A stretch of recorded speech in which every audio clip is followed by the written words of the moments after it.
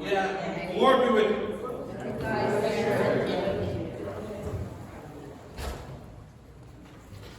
Most loving Father, who willest us to give thanks for all things, to dread nothing but the loss of Thee, and to cast all our care on Thee, who carest for us. Preserve us from faithless fears and worldly anxieties, and grant that no clouds of this mortal life may hide from us the light of that love which is immortal, and which Thou hast manifested unto us in Thy Son, Jesus Christ our Lord. Amen. Okay. I hope everybody has your track shoes on this morning. We're going to kind of fly through some material. Now this is our, we could call this our last week on the Intertestamental Period, and or it's our first week on the New Testament. What we're going to look at this week are, as the slide here indicates, theological developments of the Second Temple or Intertestamental Period, where that sort of bridge the gap between some of what we see in the thinking of the authors of the Old Testament and what we'll see in the thinking of the authors of the New Testament. Probably, 60-80% of the New Testament is really just commentary on the Old Testament. And the remainder, the majority of that, is either development of some of the things we're going to be, this plus some other stuff that we're looking at today, or commentary on that, or reflected through the lens of these developments, which came from largely from examination of the Old Testament during the 400 to 500 years between the Old Testament and the coming of Christ. So again, the Second Temple Period. The Second Temple is going to be there for almost 600 years. It's built under the Persians. It gets rebuilt in about 20 or 30 BC by Herod. But that still counts as the Second Temple. Yes, they take the old one down and put a fancy new one up, but it still counts as the same temple. So but again, during this period, we have pretty much the whole Old Testament, and the Jews are spending some time learning from it, developing theologies. We've already talked about resurrection, for instance, and there'll be some others. We'll look at those. Also, politically, this is a fairly tumultuous time. We've gone through the successive Mesopotamians. Both the Assyrians and Babylonians have conquered. The Persians come in and conquer. The Greeks come in and conquer. And then there's the rebellion against the Greeks that we talked about 3 weeks ago. The Hasmonean period, that comes to a crashing halt in 63 when Rome conquers Jerusalem. And now the Hasmoneans start off as puppets under Rome, and then it shifts over to the Herodians, to Herod and his family by the time of Christ. So all those things are going to have an impact. Then we have the diaspora. We have Jews spread across the Near East. We have lots of Jews in Egypt. We have Jews in Mesopotamia, in Persia, etc. Eventually there'll be a large settlement in Rome that Paul will write to later on. And one of the things that this spread addresses is, I talked a while back about a kind of distinction between the understandings of the gods between the ancient Near Eastern people who have been conquering them, the Mesopotamians and the Persians, versus, say, the Greeks coming in. And that's going to have to do with, in the ancient Near East, your god tended to be treated as localized. So if you're in Babylon, everybody is supposed to pray to Marduk. If you're in Persia, it's Ahura Mazda. If you're in Judea, it's Yahweh. So, but it's the attitude of these cultures is that the local god is God. So that's part of the reason there's no persecution of Jews in Judea by the Persians or the Babylonians, etc. The Greeks come in and their pantheon is portable. So they're coming in and they understand, well, when you're worshiping Yahweh, that's really just another name for Zeus. And so what happens with this spread of Jews is one, an understanding that's been in the Old Testament the whole time, but you didn't necessarily challenge that much if you didn't move around, is that Yahweh is God everywhere. So this is going to be sort of opposed to that understanding you get from Persia and Mesopotamia. And then he is God, not Zeus. Is going to set you against the Greeks. So this is, again, it's something you've always known, but it gets emphasized more in this period. When we look at the history of Second Temple Judaism, we have to acknowledge a debt to Flavius Josephus. Josephus is born in sometime around 37 AD, just outside of Jerusalem, and he's from an upper-crust family. He's the kind of guy, their equivalent of the kind of guy who would talk about his alma mater, and he referred to it as Harvard. So this is that kind of dude. So it's not surprising when he's 29, he becomes the military commander in Galilee, right at the time that they start rebelling against Rome. He will claim later on that he was never sold on that idea. Again, as we've talked about before, there's no way Rome is going to let Judea break free. This is not the weakened Seleucid Empire, and Judea is not a frontier province. Under the Seleucids, Judea was on the border between them and the Ptolemies in Egypt. So having them break off is not that big a deal politically, because you can still use them as a buffer zone. Well, Rome doesn't have that attitude at all. They've conquered the entire Mediterranean basin, and this would break the continuity of the empire. It also, after Herod builds the artificial harbor at Caesarea Maritima, that's the second largest port on the Mediterranean Sea, and is handling a huge amount of very pricey cargo, mostly stuff from the Far East. So soaps and spices and so forth. We'll talk about that. So this is too important a province for Rome to even think about letting it break away. That's not going to happen. Josephus understands that. So when his guys are saying, okay, if the enemy breaks through, we're all going to kill each other so they don't get to kill us, he says, yeah, right. He starters off and goes into hiding. He eventually turns himself in to the Roman commander, Vespasian. And Vespasian says, well, do you have anything to say before I execute you? And Josephus says, yes, I had a dream last night, and God told me you're going to be the next emperor. I think I like you. I won't kill you today. So, sure enough, Nero dies, Vespasian becomes emperor, and eventually Vespasian and his son Titus, who also becomes emperor, their family adopts Josephus, and that's where the name Flavius comes from. That's the family name of that set of emperors. So his way of sort of paying his people back and making up for the fact that he kind of went and joined the other side is that he becomes the great historian, and he wrote about this much of Second Temple Period Judaism. He'll write the Antiquities of the Jews that will cover all of Jewish history. He'll write about the war. He'll write about, of course, his own life. Man, he did have a bit of ego. But nevertheless, we have a huge debt to him because he had sources available that are no longer around. So there's a lot of information in Josephus we should just acknowledge. And if you get a chance to read this, I recommend it. Okay.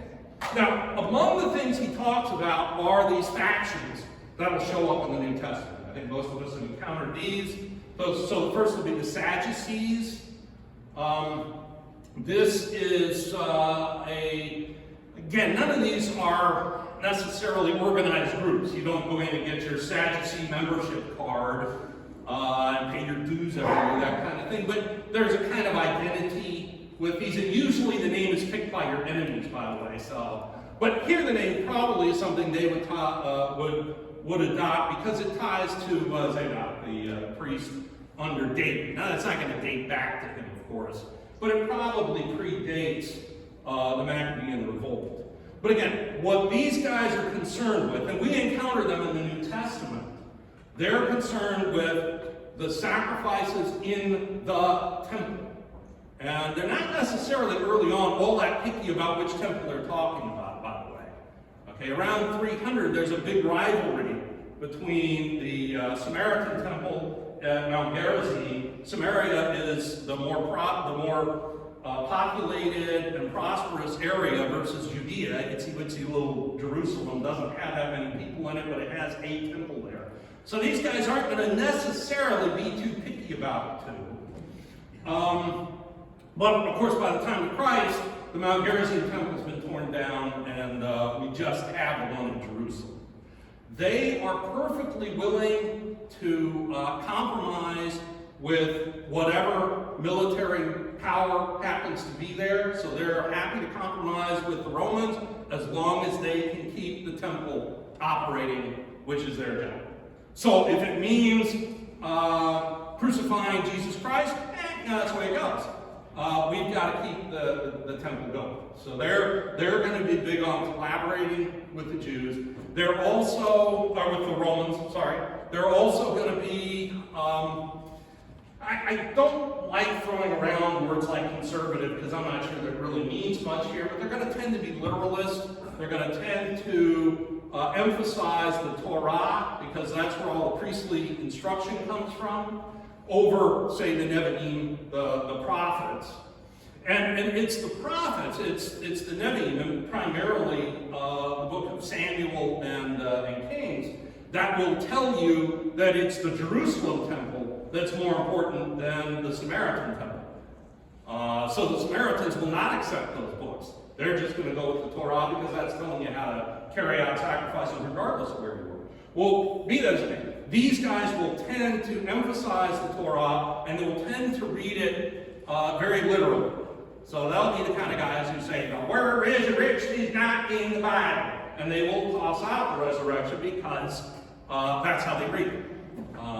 So when we encounter them again in the New Testament, they kind of wind up being the bad guys there. The ones we usually think of as bad guys, the Pharisees, actually, Christ is more inclined to criticize these guys because they're the ones that come closest to his view of things. They have a high moral view of the Torah. They have, their real goal is, while they are perfectly happy to support sacrifices in the temple, they're a reform movement that is interested primarily in getting temple worship in Judaism and the practice of Judaism and the relationship with God into everyday Jewish life. So they're going to be big on having you read the Shema every day. Shema Israel, Adonai Eloheinu, etc. The Lord our God, the Lord is one. You say that every day. There are various prayers you pray every day. They're pushing on this. They want you to obey the Torah. They want you washing constantly. And they are going to do what is referred to, what they'll refer to as build a hedge around the Torah. So you have a commandment that says, do not take the Lord's name in vain. Well, if you never say the name of Yahweh, if you never say his name at all, you'll never take it in vain. That's that you build a hedge around. You put a barrier there. If I never cross this, then I'll never break the law. And obviously what happens is very quickly the barrier becomes the law. So you're never allowed to say God's name at all. And that becomes as bad as violating the law, but it really isn't the problem. So that's happened. It's kind of ossified into this, you preach as doctrines of God the requirements of men. Okay, that's what Christ is talking about. It's this hedge they've attempted to build around the Torah. If I never do this, then I'll never break the law. and again, the barrier quickly becomes the law, and that's how they start treating it. So it's gone from being a reform movement to being a stumbling block by the time Christ comes along, or much of it is. But again, it shouldn't surprise us that it's Pharisees like Joseph of Arimathea and Nicodemus, who in the Gospel of John always buried Jesus. So these guys are going to be more likely to follow him because they're going to interpret the Torah. They're not going to be as literalists, so they'll believe in the resurrection. They have the oral Torah, which is basically an interpretation of the Torah that'll eventually get written down in the 2nd century as the Mishnah. So again, we would kind of be, there are things about the Pharisees that we should like, there are things about the Pharisees we should be careful of. And we should learn from them and not be like them. Okay, the Essenes, yes ma'am? I had a question. Isn't there that Christ is harsh? Yes. Because they come to the closest to being right? What does that mean? Christ almost never bothers to criticize the Sadducees because they're so far off. There's no point in trying to convince them. But the Pharisees are close enough that if we just nudge them a little bit, they may come back on the right path. That's sort of the attitude. So if you're close to being right but don't quite get there, I'm going to spend more time with you on that. Does that make sense? Yes. Okay. The Essenes, there are things about the Essenes. This is essentially a proto-monastic group. These guys, you sort of sign in and you become an Essene, you join one of these communities. You may have a family. Most of these guys are celibate. They live in community together, and their problem is a tendency to see themselves as the good guys, and everybody out there, they're the children of darkness. So there's this tendency towards that, and Christ is not going to be a fan of that. So he never really deals with these guys. What they do get right, one, is within their community. They're very kind to one another. They treat each other very well. Love is a big deal to them. We know a lot about them, in part because of Josephus, but also because these are the guys who wrote the Dead Sea Scrolls. So the Dead Sea Scrolls have a lot of information about them. They will date back to around the time of the Hasmoneans as well. And they're also going to be very big on cleanliness. So, and these guys will, in particular, will tie ritual purity. When we talked about ritual purity a while back, ritual purity initially has nothing to do with sin. I touch a dead body, I'm now ritually impure. There's nothing sinful about touching a dead body. What these guys will note, however, where did death come from? Sin. So there is a tie between ritual impurity and sin, and we'll see that kind of attitude showing up in John the Baptist. So John is not simply baptizing you from ritual impurity, but he's baptizing you from sin, and the church will develop an understanding of original sin in no small part from this tie. Some have tied John the Baptist to the Essene community of Qumran.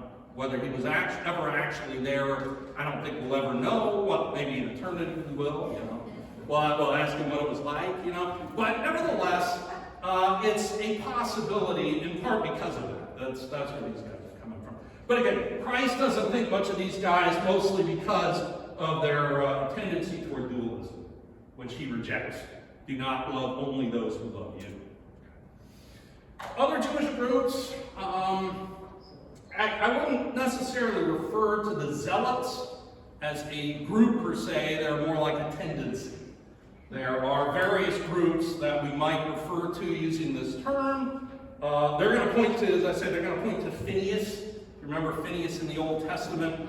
I think this is in Numbers, I want to say, where the God has come out and said, don't mingle with these foreigners. Don't marry foreign women, that sort of thing. Phineas discovers a Jewish man and a Moabite woman in flagrante delicto and drives a spear through the two of them. So that's the kind of thing. Both the violence and that sense of purity of keeping the Jews separate is what's going to drive the Zealots. Also a very strong desire to recreate the Maccabean revolt and Hasmonean kingdom. So we're gonna overthrow Rome. Yeah, right, knock yourselves out. So Jesus doesn't really bother with them much at all, because they're going to be opposed to almost everything he's interested in. But he does recognize that disaster is coming. Okay, anytime you read the Gospels and you see a prediction, Christ is predicting the temple's going to get torn down, that says nothing about whether that gospel was written after the destruction of the temple. Because anybody who was paying attention would know that's what the Romans would do. You rebel against Rome, they're going to tear the temple down. And he could see these guys were going to try that. That's exactly what happened twice.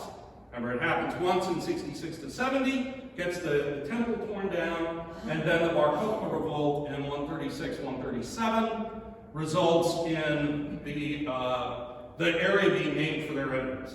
So it's no longer Judea, it gets renamed Palestine for the Philistines. More important, actually, for the New Testament would be the rabbis and these rabbinic movements, rabbinic schools. Basically, you have a rabbi you want to follow. This is someone who knows the Torah even better than you do, and almost all these guys have memorized the whole thing. But you have to get permission from your wife to follow your rabbi, to leave home and follow your rabbi, because you're depriving her of the marital act, and you are depriving her of the fruits of that, i.e. children. So you need permission from the missus to let you go follow your rabbi, but usually you get out of here. So just saying. So this is what this is very much the model for Christ's ministry. So you have guys like Gamaliel and Hillel and Shammai. The big debates between Hillel and Shammai are going to be things like divorce. Shammai is going to say, well, you could divorce your wife for burning your dinner, but I don't recommend it. But you could. The law would allow that. And Hillel's going to say, no, you need a stronger reason than that to divorce her. And of course, Christ is going to step into this debate. This is an ongoing live debate in his day, and he's going to take the more conservative, as he almost always does, he'll take the more conservative position and go well beyond no divorce at all. Maybe for adultery, but depending on how you read Matthew. But this model, these rabbis tend to have relatively easy relations with women. They don't have to ask the husband's permission to talk to a woman. They'll just come up and talk to anybody about the Torah and how to keep the Torah. They will have, again, Christ is very much along this model. He has followers just as a rabbi would. And the rabbi is more important than your father. And that's a key thing in this. This is an era when your identity was tied to your location and your father. Okay, you're son of so-and-so, and you're from such and such a place. That's identity, not like today they tie identity to desire. Here it's, your rabbi is more important than your father. Your father brings you into this world, the rabbi brings you into the next world. So, for the apostles to abandon their rabbi in the gospel accounts is a huge, huge deal. You don't do that. You never abandon your rabbi. Peter, yes? Is it also for John the Baptist to say, never follow me, follow him? Right, yeah. That's a big deal, and that's a huge thing. So, exactly. That doesn't happen often in those days. But yes, he would also be following that rabbinic model. Again, we have and again, there are a lot of these guys around, but you don't ever abandon your rabbi, and you certainly would never deny him the way Peter does. So, again, back in those days, they would understand just how significant this was. Again, there may be other groups, and we just, we have to go with what Josephus and the Gospels give us. That's what we know there. All right, so these are going to be some things we'll do a dead sprint through right now. So I've already mentioned the diaspora. Again, the diaspora challenges both this notion of God being fixed in a particular place, so he's universal. And then it also challenges that somebody else might be as much God as he is, that is a bozo no-no as well. It also gets into how can you be a Jew when you don't have the temple nearby. So maybe you make pilgrimages to Jerusalem, and we see this in the New Testament. We see this in the Gospels. Lots of people are flowing in from around the diaspora to worship at the temple, but you don't get to do that often. It's too expensive. So what's going to happen with these folks out there, when the synagogue comes along, it starts to play a very large role of getting the Jews together on a regular basis, of identifying as Jews, as encouraging one another, and of course reading the Torah scrolls. You won't have Torah scrolls at home. You'll memorize them, but you go to the synagogue and that's where you're going to find them. At the synagogue, it's hard to tell, and I guess it's on the last slide. They have found potential archaeological evidence of synagogues as early as the 3rd century BC in Egypt, but it's not crystal clear that that's what would later be known as a synagogue. Anyway, what the best archaeological evidence, and it seems to be these days the inclination is to say this developed in the Holy Land, actually, around the time that it has remains. The synagogue is related to, again, that Pharisaic movement of getting Judaism flowing from the temple into everyday life across Judea, and we'll talk about Galilee in a minute. Because Galilee is now an extension of Judea, certainly by Christ's day. But the synagogue, in the Holy Land, the synagogue has the function of being a place of instruction. So the boys would go to the synagogue, and they would learn Hebrew. They would read the Torah in Hebrew. They would debate the Torah in Hebrew. It's a living language at this time. And then they go home and teach their sisters, because you don't mix boys and girls. Again, it's not because one's superior to the other or anything like that. It's simply how they ran their society. You don't mix the sexes until they get married. The synagogue, now in the diaspora, the synagogue is more where the Jews all come together. We get together, we worship together, we read the Torah together. But here, its primary function is instruction, particularly in Galilee, which we'll get to in a minute. It's not in competition at all with the temple. Again, the idea is that you have the sacrifices in the temple. You go to Jerusalem regularly, unless you already live there. But you also, on a day-to-day basis, you're attached to the synagogue. And that becomes obviously much more important after the destruction of the temple. Synagogues are going to pop up all over the place after that. Okay, Galilee. Galilee was traditionally, again, part of the area for the northern tribes, Asher, Naphtali, you can see the list there, Zebulun, Issachar, and so forth, Dan. I kind of like that name. Yeah. It gets sort of destroyed and depopulated after the Assyrian invasion. So, while the Assyrians don't necessarily drag those people off, it gets to be a lot more dangerous when the cities have been destroyed to be in either an outlying farm or a rural area. Bandits become a bigger problem than they were before, that sort of thing. So what happens essentially after that is Galilee largely gets abandoned. Over the next several hundred years, you have towns spring up, mostly Gentile towns, so it'll be referred to as Galilee of the Gentiles. They're going to be tied to the Phoenician coast, both in terms of trade and culture. Under the Hasmoneans, this area gets reconquered. Most of what little population is there moves off, and Jews come in and resettle this. So and these will be the Hasidim, these will be the Jewiest of the Jews, are going to move into Galilee and set up itsy-witsy little towns like Nazareth. Okay, 20 families maybe when Christ is born, or when Christ's family returns there after a sojourn in Egypt and so on. It's going to be an area that will produce lots of rabbis, because it's going to, again, these are the people who are really, really into the Jewish religion. They're going to spend a huge amount of their annual income traveling regularly to Jerusalem for the Jewish festivities. And we see this in the New Testament. Christ's family does this. His parents are almost certainly Hasidim. They're probably very, very devout, is what we would expect. And that may be what, I think it's Matthew who describes Joseph as a righteous man. Well, this is also referring to his being a very devout Jew. Yes, ma'am?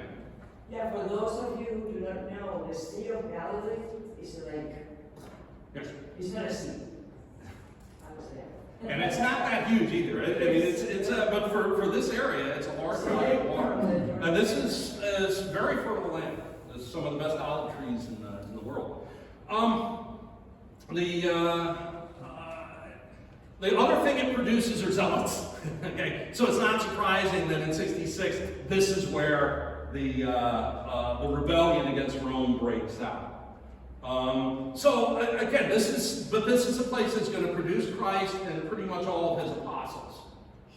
They're all going to be very, very sophisticated biblical exegetes. They're going to have the entire Torah, probably the entire Tanakh, pretty much uploaded into their noggins. They're going to know the whole thing backward and forward. So when Christ gets up and quotes something from Scripture, he's never going to tell you, as Hosea says, because he starts talking, you know exactly where that came from. That includes the fishermen? Yeah, they're out on their boats because they spent their boyhoods being taught the Torah. These guys, probably most of them read Hebrew. Again, the Romans would consider them all illiterate because they don't read Greek, but they'll read Hebrew. And they'll memorize the entire Torah. I mean, again, when Jesus is quoting Psalm 22 on the cross, nobody is confused about what he's saying. Nobody is unaware that he is quoting Scripture. Okay, maybe you have some Gentiles who are, what's going on, but the Jews, no, they've got the whole thing uploaded. All right, he's talking to a very sophisticated audience, so we need to recognize that when we're reading the New Testament. This is as sophisticated as it is, in part because that's what he's talking to. Okay. All right, Jewish insularity. So we've already had where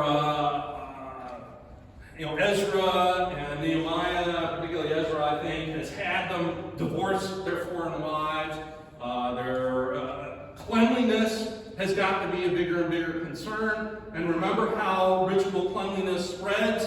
It's like cooties, right? I've got cooties, I touch you, now you've got cooties, right? Remember we talked about that several months ago. Well, if you haven't been cleansed of your uncleanness, then if I touch you, or I can dine from the same plate, if it's not made out of stone, because stone doesn't pass along this sort of impurity, the cooties, as it were, then I'll get ritually impure from dining with you. So the Jews are not going to dine with Gentiles, they're not going to touch them, because those guys aren't cleaning themselves.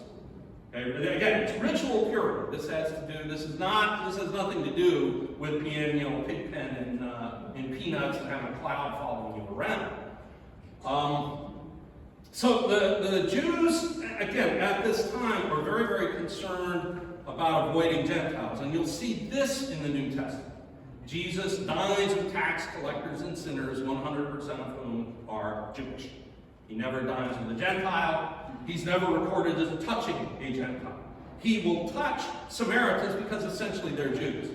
They keep the same cleanliness laws that the Jews do. But he has no ministry to the Gentiles. He sends his church to the Gentiles, very explicitly in Matthew. Okay, so that again, that's just something to note as we go through the New Testament. Now, we deal with, and I'll just get on soapbox for just a moment here, not too long. We kind of deal with the opposite problem they do. They're wondering all the time, what do we do about the Gentiles? We have a question of, well, what do we do about the Jews?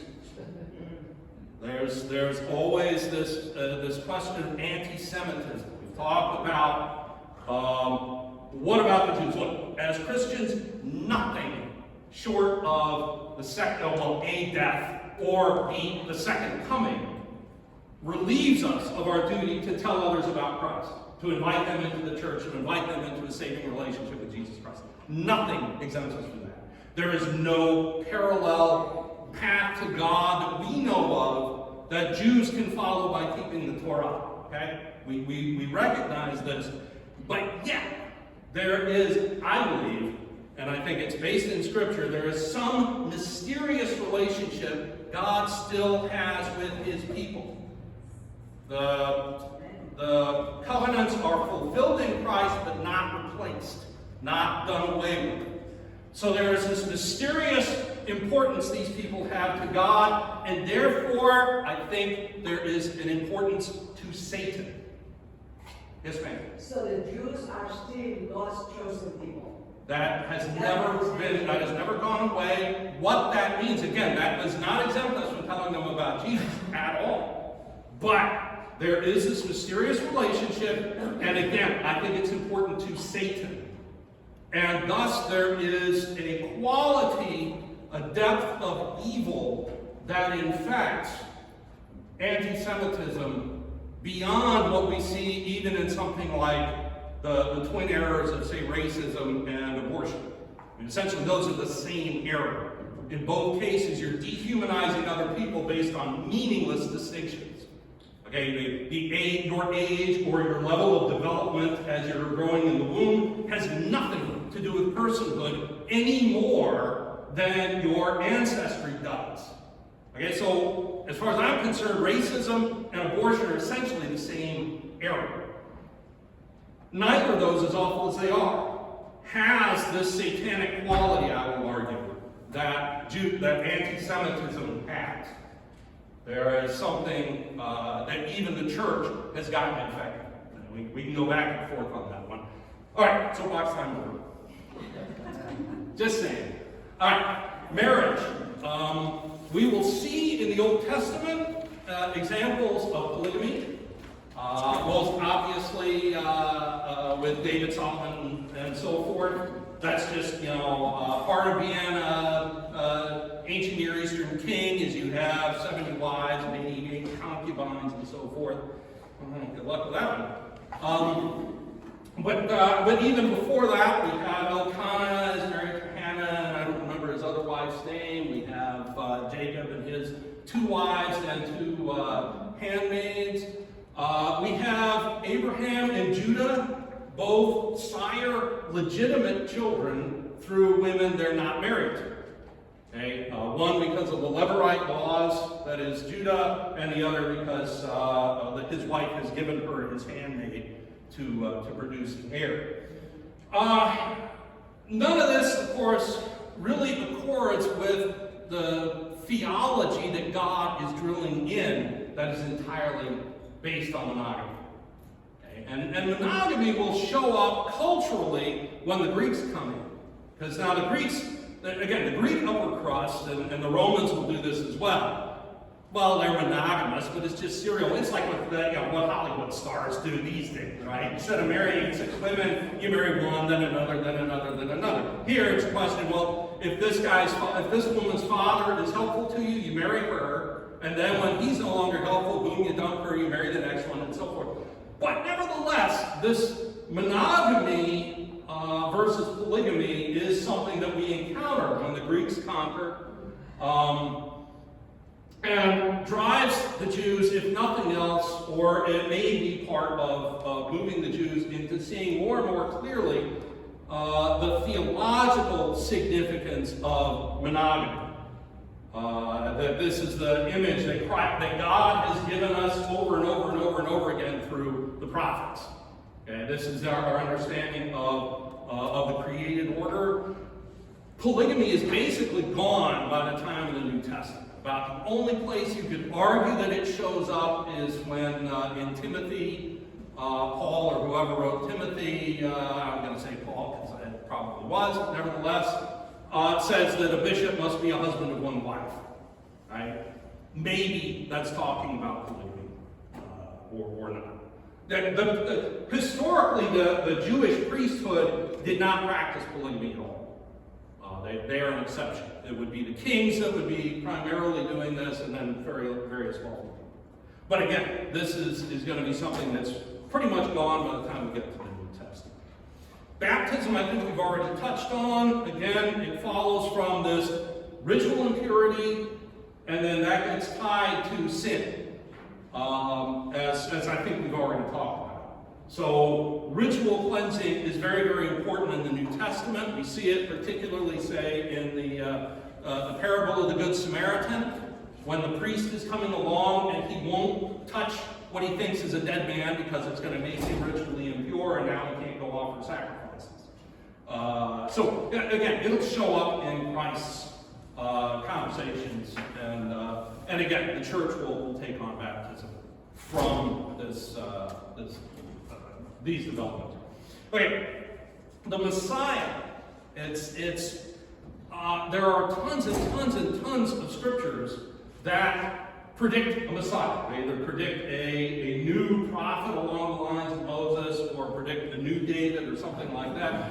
But the notion is not developed really until this intertestamental period, particularly when the Davidic kingship is not restored either under the Persians or the Greeks. The Davidic kingdom kind of disappears really under the Persians, and those guys just become sort of regular dudes, sort of along the lines of Joseph, Christ's foster father. So what happens is we start focusing on the Messiah.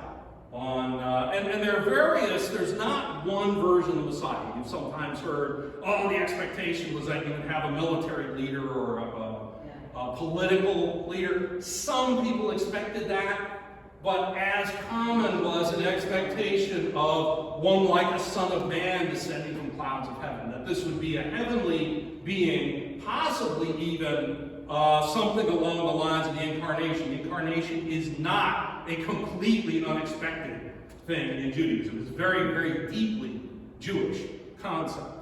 My buddy in Jerusalem will say, one of his classmates at Hebrew University came up to him and said, I got to tell you, we Jews kind of envy you Christians that you have the incarnation, because it's such a deeply, deeply Jewish concept. It really flows right. So, yes, Christ comes not exactly as expected, in part because he takes all these traditions and ties them together. He's military in one sense, he's fighting Satan. He's transcending politics. Christ, and this will tie into, we'll talk about apocalyptic literature in a minute.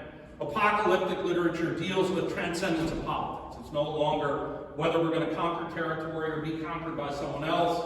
God will judge the entire world, not just his Jewish people. But nevertheless, so Christ sort of transcends any political expectations we would have, and thereby achieves them in a deeper way than the Jews would have expected. At least, again, whichever portion of Judaism would have expected a military Messiah. Heaven and hell. We've talked before about Sheol. Okay, the understanding that during this, in the Old Testament, is that you are a soul and a body, united as one. When you die, those two things come into an unnatural separation. The church has kept this very distinctly, that death is unnatural. Your body rests. We talked, I think last week or whenever, about, sort of, you take the dead body, you put it in the cave on the slab, you let it go for a year. Then initially you would toss all the bones into a common grave, and then they started getting worried about, well, during the resurrection, am I going to get hanged over its hip? So then they started putting them in bone boxes. But again, there's this expectation of that the body will rest, and the soul, in this very unnatural state, goes into this to Sheol, and it's very shadowy, and it's not clear what's going on. Sheol develops over time. We start seeing the justice of God requires that good souls go to hell or paradise or whatever, and then the wicked ones go to Gehenna. Gehenna is drawn from the Hinnom Valley in Jerusalem, where children used to be sacrificed to the god Molech. It's also kind of a garbage dump, so yeah, it's a one-stop shop there. And then you have sort of a neutral area for people we don't know what's going to happen to them. They wind up in Sheol. So this gets divided up a little bit. And then again, the development of the resurrection makes it more clear that some will be resurrected to paradise, others to, and we see this in Christ's parables, right? Lazarus is at the bosom of Abraham, and the rich man is in torment. Speaking of which, we have the development of Satan. Now, Satan in the Old Testament is basically part of God's court. We see this in Job. He's not necessarily God's bud. He's kind of picking on him, but he's not quite the enemy that he'll be in the New Testament. So this gets developed to some extent through apocryphal books. Satan will show up as one of the watcher angels in 1 Enoch. These are the Nephilim from Genesis. So they start looking at who these guys are. Those eventually become the demons and devils and so forth. But Satan also gets tied in with the tempter in the garden. So by the time of Christ, Satan is the evil one. Satan is opposed to God. There's this clear development, but it comes straight out of the Old Testament. It's interpretation of the Old Testament. Unfortunately, I'm having to kind of rush things along here. My regrets on that. Tied to this, of course, are angels and demons. Again, that the Nephilim of the Old Testament get interpreted as evil spirits. They're in rebellion against God. You have good spirits. So by the time we get to the book of Tobit, we have the good angel Raphael set against the wicked demon Asmodeus. So this war of heaven has been developing through this time, and we'll definitely see it when we get to Revelation. Okay, but Christ has this understanding. Adamic typology, I'd love to spend more time on this, but again, Adam is a bit player, not even really a bit player in the Old Testament. He shows up for 4 chapters, disappears, gets mentioned one other time. Eden is extremely important because that's the temple. Okay, so then the temple is important. But Adam himself, part of it is the focus, the understanding of sin is primarily directed at us as a people. We sin against God. It gets focused later on, as we talk about, on the king. The king sins, his sins represent those of the people. So if the king sins, they get punished. And they would understand, yeah, that's right. Well, as we're developing heaven and hell, as we're developing this notion of cleanliness tied to forgiveness of sin, right? It becomes more and more an individual thing. Adam becomes us, in a sense. Adam's story is now our story. We are affected by what Adam did. He is a type of sinful man. Then we need to be broken out of the sin. This is developing at the same time. Okay? And it's going to be very important to Paul. Adamic typology is going to be very significant in Paul's letters. Again, apocalypticism. We're moving from judgment of the Jewish people for being bad Jews to judgment of individual Jews for how well you kept the Torah. We also are moving to that individual judgment covers the entire world. So everybody's going to be judged by God. All the nations are going to come under God's judgment. Again, anybody who sat through the presentations I did a little over a year ago on Revelation, hopefully, there's a lot more detail there. I don't have time to go into it now because we're running late. We've already talked about the resurrection, right? This, again, soul and body have to be brought together. So we as the church assume the immortality of the soul. We proclaim the resurrection of the body. And that's going to come from this time period. We saw this in 2nd Maccabees a couple of weeks ago. Ditto with martyrdom. That is a burgeoning understanding. There are several works in the Apocrypha that deal with it. And of course, for us, Christ is the martyr. The martyr, of course, just means witness. So that's where we'll talk. Any questions? Okay. Yes, ma'am. I always consider that all of the resurrections that Jesus did was proof to the people that resurrection was real. That it would happen so that when he resurrected, they would believe that was the truth. That he came back to life. Because he had to And other people. it'll be pointing to his resurrection. It was like starting a present. And also doing what the prophets. All right. Let's go to Mass. Thank you.